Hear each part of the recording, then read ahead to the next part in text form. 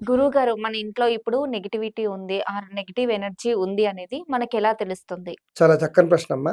ఇంట్లో సాధారణంగా negative energy ఉంది అని తెలవడానికి కారణం కొన్ని సూచనలుంటాయి. హ్మ్. ముఖ్యంగా ఇంట్లో ఉన్న పిల్లలు సరిగ్గా నిద్రపోరు.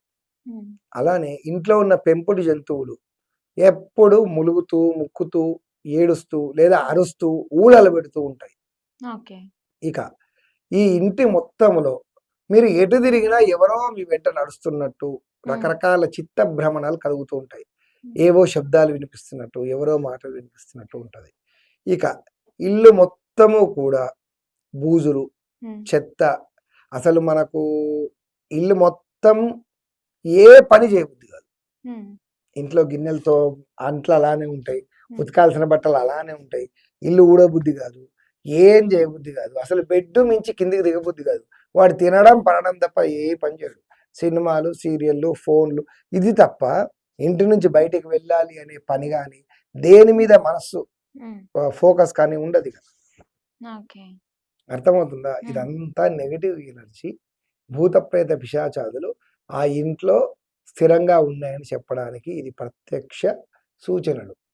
ఓహ్! ఇవన్నీ కూడా నెగెటివ్ ఎనర్జీసే. మరి తర్వాత హ్మ్. గోర్లు, జుట్లు పెంచుకోవడము, తర్వాత దైవారాధన. ఇంట్లో దీపం వెలిగియాలి అన్నా, ఇంత కొంచెం ఇల్లంతా క్లీన్ చేసుకోవాలి అనుకునేటటువంటి ఆలోచనలు గానీ, దేవునికి సంబంధించినటువంటివి ఏవైనా క్షేత్రాలు గానీ, ఎక్కడికైనా వెళ్దాము, ఇల్లంతా సెట్ చేసుకుందాము, ఇవి ఏవి దేని మీద అసలు హ్మ్. మనస్సే లగ్నం కాదు వాడికి.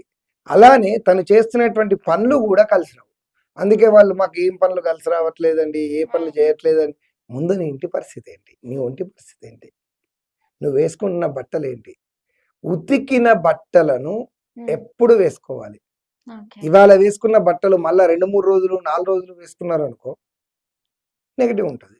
ఓకే. నిన్నటి ప్రభావం, ఇవాటి ప్రభావం బట్టల్లోనే ఉంటది. ఆ నెగెటివ్ ఎనర్జీ పోవాలనంటే ఇంట్లో నుండి ఏం చేయాలి గురువుగారు? ఇప్పుడు వీటికి చెప్పినయన్నీ పరిష్కారాలు చేసుకుంటే ఆటోమేటిక్‌గా నెగెటివ్ ఎనర్జీ పోతది. ప్రతినిత్యము ఇంట్లో దీపారాధన జరగాలి.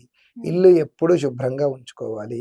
దేహం ఎప్పుడూ పరిశుభ్రంగా ఉంచుకోవాలి. హ్మ్. మనస్సు ఎప్పుడూ కూడా నిష్కల్మషంగా ఉండాలి. వాడిని ముంచాలి, వీడిని ముంచాలి, హ్మ్. వాడి దగ్గర నుంచి ఇది తీసుకోవాలి అని ఈజీ మనీకి అలవాటు పడినటువంటి మనుషులు కంప్లీట్ నెగెటివే. ఓకే మన గురువుగారు. బుద్ధి కూడా నెగెటివే. హ్మ్. అందుకని దానిని మనం ఎప్పటికప్పుడు ఫిల్టర్ చేసుకోవాలి.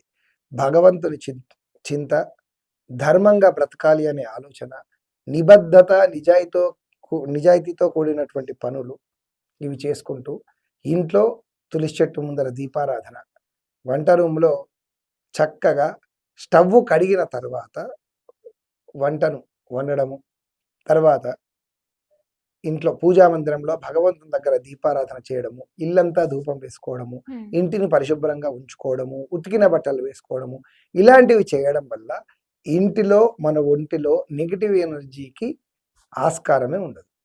ఇలా ఓకే. చేయాలి. ఓకే గురువుగారు.